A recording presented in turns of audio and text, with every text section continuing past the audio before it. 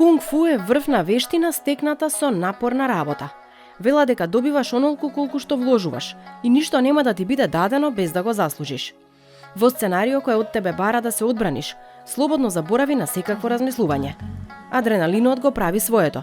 Го исклучува аналитичкото размислување и го подготвува телото за борба. Кунг фу борец е човек кој никогаш не се откажува. Ревностно се соочува со било каков предизвик и се обидува да најде решение. Ја вреднува искреноста и на светот му пристапува со решителен чекор и отворено срце. Тој е човек кој е фокусиран, но хармоничен по својата природа, свесен и целосно одговорен за своите дела и постапки. Тој е вечен студент, има отворен ум за начините за подобрување на себе си и светот во било која област. Знае дека сите нешта се подложни на еволуција и креација и прави луѓето да одат напред.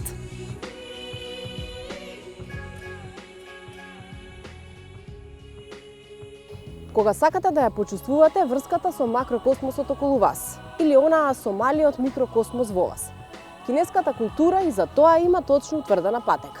Токму понезе ве носиме во оваа епизода на Нихао. Ве запознаваме со традиционалните кинески боречки вештини.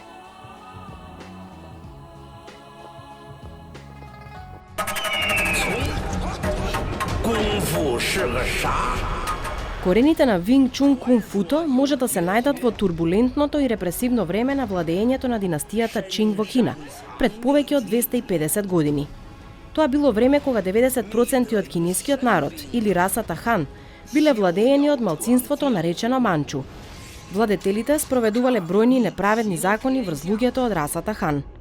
Еден од нив бил познатиот ритуал на врзување на стапалата на младите девојчиња, со цел да бидат физички зависни од своите партнери кога ќе остарат. Работните можности за расата Хан исто така трпеле рестрикции.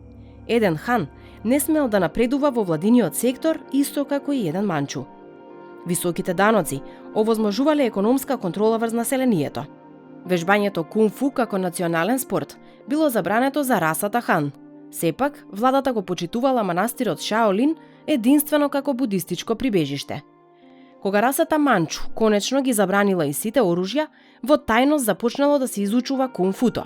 Поради почита и автономијата што ја уживал, Шаолин манастирот станал местото каде се изучувала оваа боречка вештина.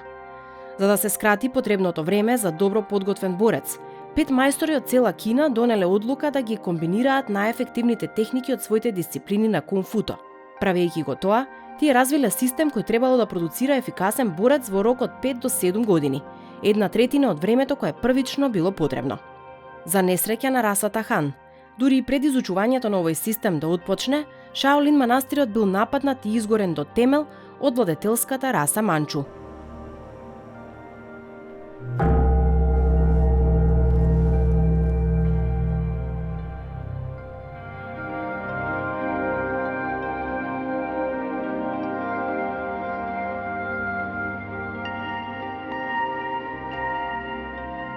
Калугерката по име Нанг Муи, единствената преживеана од 5 мајстори, го пренела своето знаење на млада девојка која била сираче. Нанг Муи на младата девојка и го дала името Винг Чун. Името во буквален превод значи прекрасна вечна пролет, а го има и символичното значење надеж на иднината.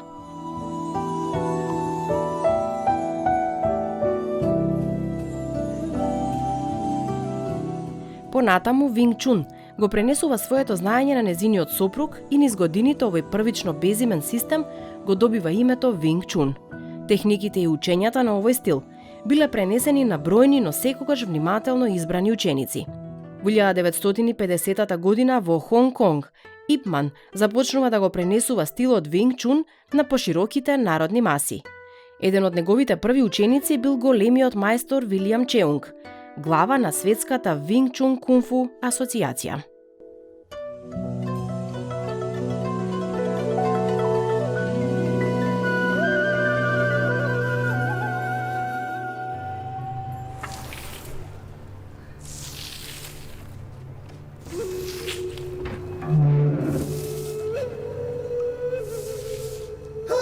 Ирина Андреевска од Македонија и Рафаел Нуњес од Чиле се растени под сосема различни околности, но заедно ги поврзуваат многу нешта: љубовта, Кина и кунг футо. Оваа нивна љубов на кунг фу приказна почнале да ја пишуваат на Пекиншкиот универзитет. Денес ја раскажуваат од нивното кунг-фу студио во Скопје. Јас имав интерес во кунг-футо уште од пред 10 години кога за прв пат дојдов во Кина, во Пекинг на студии, но редовно почнав да го практикувам од пред 4-5 години кога го запознав мојот вереник, кој што редовно практикуваше кунг-фу од претходно и заедно со него почнав да учам и да се занимавам со оваа вештина. Колку има правила во кунг-футо? Кој смее да го практикува, кој не смее? Има ли некакви ограничувања? Нема никакви ограничувања, единствено нешто е тоа што мораш редовно да го практикуваш. Велат дека кунг-футо не ти простува кога не вежбаш 1, 2 или 3 дена. Значи, било кој може да почне од малечко детенце до човек на постари години веќе, но битното е да си посветен и да го вежбаш редовно. Што кунг-фу самиот збор не значи боречки вештини, кинескиот збор за боречки вештини е вушу, но кунг-фу значи нешто што го усовршуваш со текот на времето. Со оглед на тоа дека долго време веќе се занимаваш со кунг-фу, како ќе го објасниш со свој зборови? Што е кунг-фу? Па како што реков, кунг-футо е нешто што усовршува со текот на времето, значи посветеност, време, мајсторлук, да речеме на некој начин, кога ќе успееш нешто да совладаш на одреден начин на кој што стануваш подобар од другите бидејќи си вложил труд во тоа. Колку тебе те промени кунг-футо и практикувањето на истото? Премногу, затоа што пред кунг-футо не се познавав доволно себе си на одреден начин и немав доволно самодисциплина. Кунг-футо те учи како да се запознаеш себе си и како да можеш да се совладаш себе си, бидејќи на крајот на криштата ние сме самите за себе си најголем предизвик во животот. И само го споменавте Пекинг. Долго време престојувате таму. Како се случува Пекинг? Како заминувате? Колку време останувате таму? И што се случува со вашиот образовен процес дури сте во Пекинг? Јас студирав вкупно 9 години во Пекинг, до дипломски студии по филозофија на кинески јазик и постдипломски студии по меѓународни односи исто на кинески јазик. Студирав и 1 година кинески боречки вештини на Пекинскиот спортски универзитет. Уште од малечка имам контакт со кинеската култура, бидејќи мајка ми е еден од првите синолози од Македонија, тогашна Југославија, во 80-тите, кои што се заминати на студии во Кина, и јас по незините стапки продолжив. Годинава одлучи на скопска адреса да отвориш своје собствено студио. Колку македонците се интересираат за овие источни вештини? Има интерес кај нас, но за жал бидејќи токму се погоди лоша среќа оваа година со ситуацијата да ја почнеме да го почнеме овој процес, нели? Овој проект имаме мал интерес сега, но учениците кои што веќе почнаа редовно со нас се посветени на тоа, така што јас очекувам дека тие ќе останат понатаму во иднина со нас, а ќе ни се приклучат и нови ученици, се разбира кога малку ќе се подобри ситуацијата. Верувам дека на почетокот сите се ентузијастични со оглед на тоа дека Кина сама по себе е мистична и екзотична земја, меѓутоа колку подоцна во тој процес на учење се истрајни?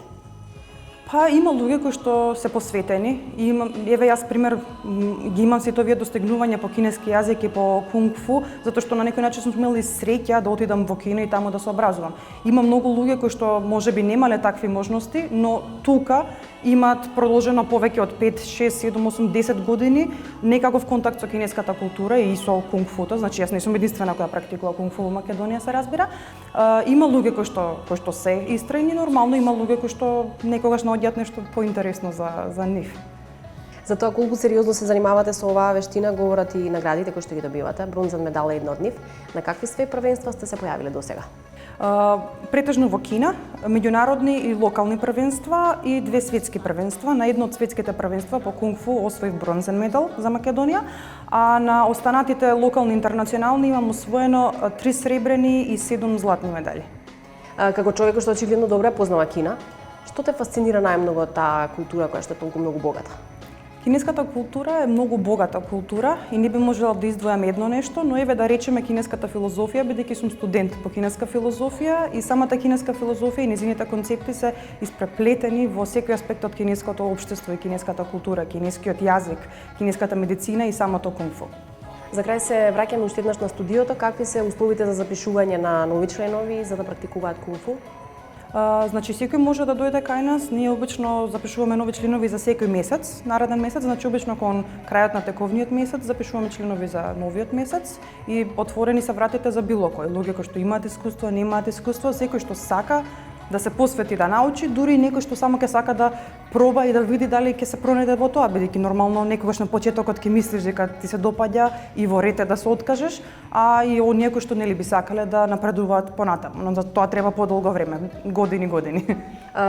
Кажете ми само колку е возможно кунг-фу да се прилагоди нови онлайн техники за учење и за предавање со оглед на целата оваа ситуација со коронавирусот? Тешко е, бидејќи особено за професорот, бидејќи не секогаш можам на камерата да ги видам моите ученици дали правилно вежбаат или не, бидејќи ги гледам само од еден агол. Друго е со физичко присуство кога можам да видам од секој аспект дали било кој дел од телото е правилно поставен. Но ситуацијата е таква, сметам дека луѓето сепак треба да одржуваат физичка активност, што помага нели да се заштитат од било какви инфекции и вируси, дури да е тоа во такви домашни услови, но нели за во иднина би било подобро сепак со физичко присуство.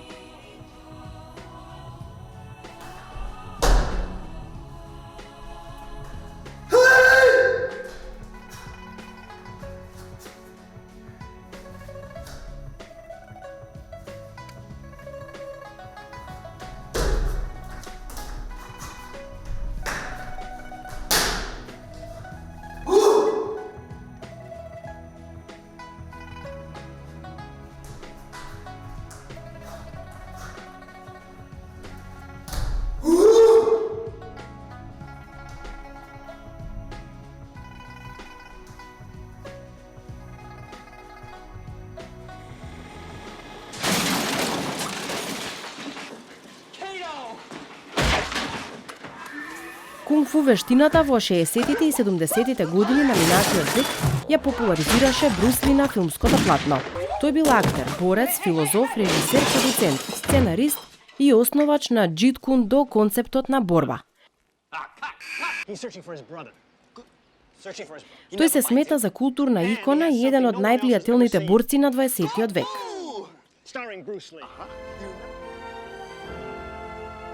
Ли е роден во Сан Франциско, Калифорнија, но растел во Хонг Конг се до крајот на тинеџерските денови. Кога наполнил 18 години, Ли се преселил во Соединетите Американски држави. Тоа бил периодот кога започнал да предава боречки вештини, кои наскоро го довеле до филмски и телевизиски улоги. Неговите филмови со продукција од Хонг Конг и Холивуд ги издигнаа традиционалните филмови со боречки вештини од Хонг Конг на ново ниво на популарност и слава и предизвикаа голем интерес за кинески боречки вештини на Западот во 1970-тите години. Тој е познат по својата улога во 5 играни филма The Big Boss и Fist of Fury во режија на Ло Вей, Way of the Dragon, режиран и напишан од Брус Ли, Enter the Dragon на Warner Brothers во режија на Роберт Клаус и The Game of Death. Феноменалната форма на Ли значела дека тој бил способен за извршување на многу исклучителни физички подвизи. Човек способен да изведува суперчовечки подвизи кои допрва треба да се достигнуваат. Следнава листа ги вклучува некои од телесните подвизи кои му се препишуваат на Брус Ли. Боречките вештини на Ли во тоа време биле пребрзи за да бидат снимени со традиционална камера со 24 фрейма во секунда и да бидат прикажани јасно при премотување. Па затоа многу сцени биле снимени со 32 фрейма во секунда за поголема јасност. При демонстрација на брзината, Ли можел да грабне монета од отворена дланка на некое лице или да остави монета пред лицето да ја затвори дланката. Ли правил склекови со една рака, користејќи го само палецот и показалецот. Ли се дигал на вратило 50 пати со една рака. Ли удирал страничен удар со нога додека тренирал со Джеймс Кобрн и искинал боксерска вреќа од 68 килограми. Иако Брус Ли е најдобро познат како борец, тој исто така студирал драма и филозофија на Универзитетот во Вашингтон. Дома имал извонредно богата библиотека. Неговите собствени книги за боречки вештини и филозофија на борбите се познати по нивните филозофски тврдења и внатре и надвор од круговите на боречките вештини. Неговата филозофија честопати била контрадикторна на неговите верувања, иако и тој тврдел дека неговите боречки вештини биле само метафора за таквите учења. Тој верувал дека секое учење на крајот доведува до самоспознание и неговиот метод за самоизразување се боречките вештини.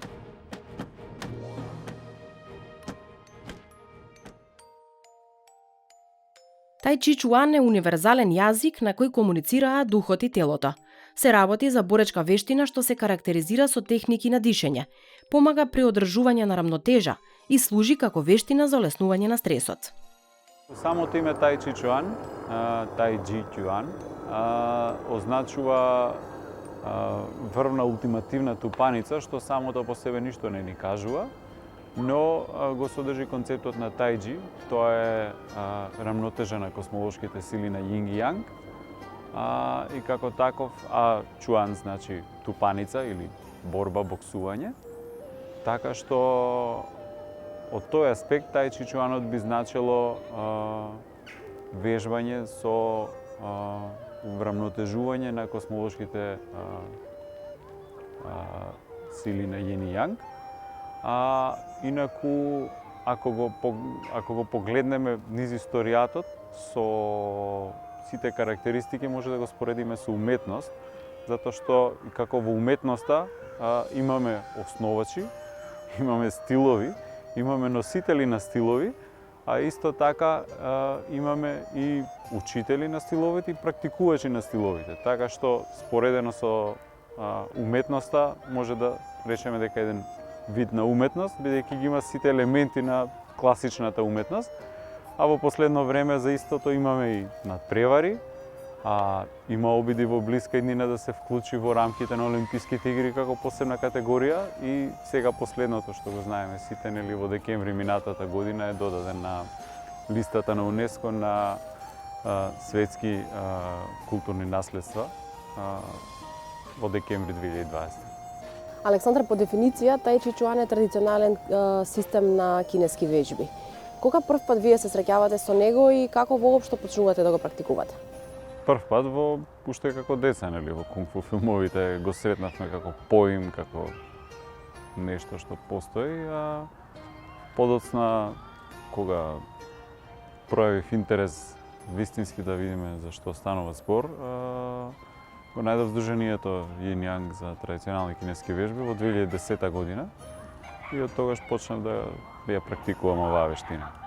Кои се бенефитите од практикување на Тај Чи Чуан? Бенефитите од практикување на Тај Чи Чуан, тука би ги спомнал и Чигунг, се многу бројни. Значи, Тај Чи Чуанот е вештина која што се занимава со лесни физички вежби.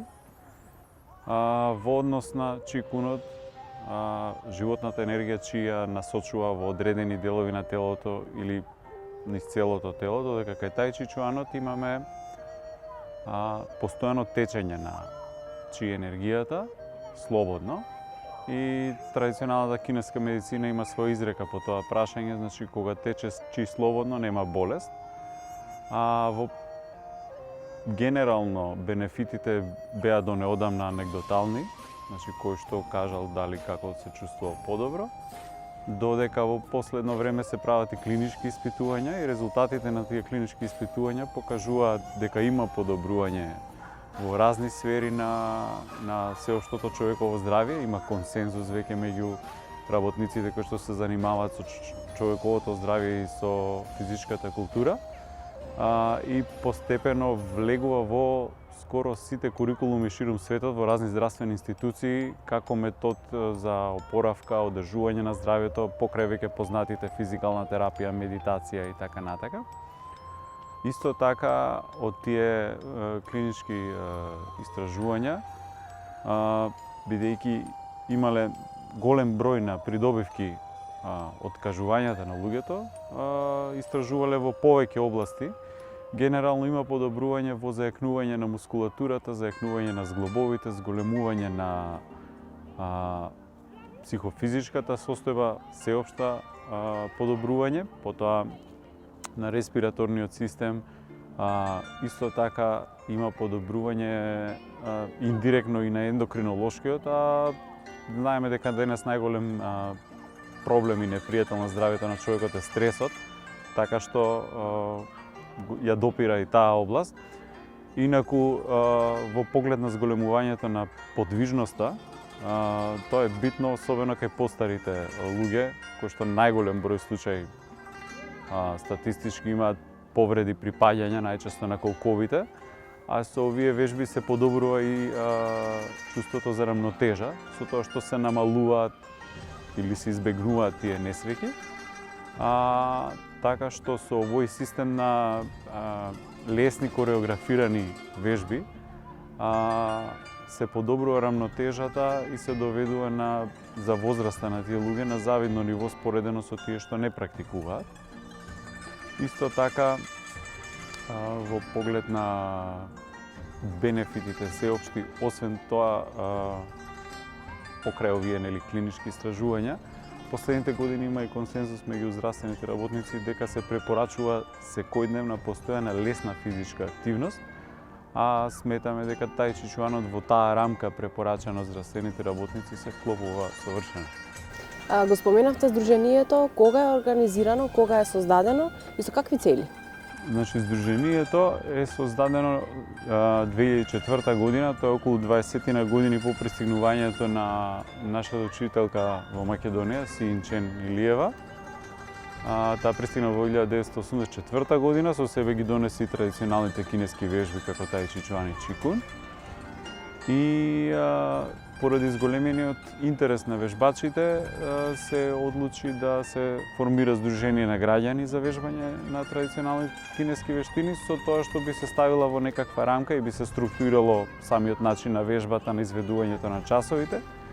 И тоа Сдружение си има свое членство, си има своји инструктори, си има вежбачи кои што доаѓаат на часовите.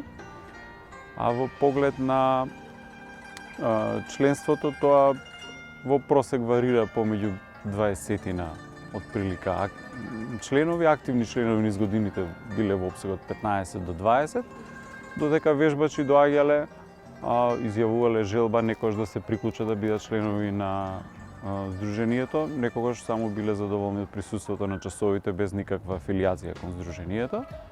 И низ годините мислам дека според информациите неколку стотини практиканти и вежбачи поминале низ Сдруженијето. Александр, од една страна која ќе ги споменеме бенефитите од практикувањето на тај чи чуан и од друга страна која ќе ставиме дека станува збор за природни, лесни и бавни движења, колку е тешко или лесно да ги заинтересираме граѓаните или луѓето од нашето поднебје да се интересираат за оваква боречка вештина? Кај нас популаризацијата на оваа боречка вештина станува сега, во последно време, со глобализацијата, со интернетот, со социјалните мрежи и такви работи, каде што се гледаат многу луѓе ширум светот, каде вежбаат и доста се присутни се повеќе во популарната култура, значи дури Холивуд во своите филмови има во некоја позадина некој како вежба тај чи чуан, додека на нашите простори тоа првпат мислам дека се случило со видеата на Жан-Мишел Жар кога правил концерти во кино 81-82. Тогаш ја мислам првпат дека сме виделе на телевизија луѓе што вежбаат во паркови и најверојатно и не сме ни знаеле за што станува збор. А потоа претпоставам било испоменувано во списанија за боречки вештини во поранешна Југославија. Но се додека не дошол некој тука да го видиш со своји очи, да го осетиш. Не верувам дека било опипливо. Но од, да речам, 84-та навака, значи, кога имаме веќе активен учител по тај чи чуан тука, кој што за собствената психофизичка состојба си вежба, и кога ќе го видиш по парковите, веќе имаш конкретен опиплив пример и почнува да те заинтересирува. А каква форма на тај чи чуан практикувате вие овде кај нас? Ние практикуваме стандардната современа форма на тај чи чуан, базирана на јанг стилот. Тоа е сет од 24 движења, се вика куса форма. Долгата форма исто ја практикуваме, таа е сет од 88 движења. И исто така практикуваме тај чи меч, односно вежба форма со оружје, со тај чи меч од 32 движења. Исто така имаме и вежба со партнери, спаринг, туј шоу или туркање со раце. Античкиот символ Јин и Јанг е веројатно најистакнатиот и најпопуларниот символ во кинеската култура. Овој познат символ е представник на филозофскиот концепт, кој не учи дека во сите објекти во Вселената постојат две главни, контрадикторни, но комплементарни сили, кои го водат светот. Бидејќи и на малите детали околу нас се во постојано движење, секој од овие два елементи или принципи исто така го содржи елементот на другиот. Ова ни дава слика на два екстремно силни символи, кои се неразделни и што е уште поважно, еден не може да постои без друг. Концептот на Јин и Јанг представува основа на многу кинески филозофски учења, а особено е поврзан со таоизмот. Централниот термин на таоизмот е Тао, кој најчесто се преведува како патот. Се верува дека Тао е непроменлив и дека небото и земјата потекнуваат од него како два пола. Во него го препознаваме машкиот принцип, односно Јанг, како бела, активна, светла страна, поврзана со елементот на воздухот и оганот, и Јин, како женскиот принцип, темната пасивна страна која е поврзана со елементот на водата и земјата. Символиката се разбира не завршува само со поимот на активност и пасивност. Така во Јангот ја препознаваме светлината, односно сонцето, денот, небото, југот, огнот, летото, топлината, креативноста, планината. Спротивните поими, односно месечината, ноќта, земјата, падот, северот, смиреноста, долината, зимата, ги наоѓаме на другата страна или во Јинот. Во кинеската култура, символот на Јин и Јанг може да се најде во разни форми, иако најчесто е представен во форма на круг. Истиот круг, покриен со лотосов цвет, е исто така еден од најпопуларните символи, со акцент на совршенството и чистотата. Лотосовиот цвет е директно поврзан со Буда, но исто така се поврзува со летање, интелигенција и мудрост. Сите сили во природата може да се гледаат низ призмата на Јин и Јанг, бидејќи се е во постојано движење. Овие два символи се неразделни, како и кај луѓето. Оние кои не знаат што е добро, нема да знаат ниту што е лошо. Затоа во знакот на Јин и Јанг постојат две точки. Во сите нешта постои нешто добро и нешто лошо.